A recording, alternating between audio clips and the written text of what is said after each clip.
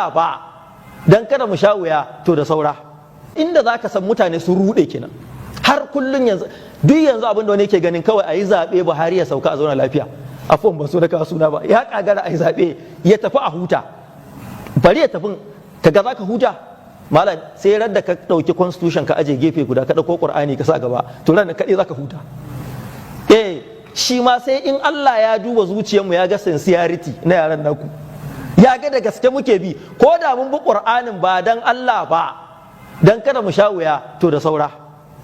Sai mun bi Qur'anin da gamsuwa a zuciya cewa Allah ya isa a bi shi. Amma ana ce maka Allah ya ce wanda ya sata a yanke mai hannu kana cewa wai Gandi ya ce kana ai kowa sun ƙarya suke, kuma right ba kowa sun su ma sun bayyana makaryata ne, inda kawai suke aiki inda musulmi ne, amma wancan ba aka cuci musulmi ba sa aiki. Haka nan Amnesty kowa ya gane ƙaryarsa a fili, sai dai in bai san me yake yi ba. So duk wannan abubuwan kiran mu shine komawa ga Allah.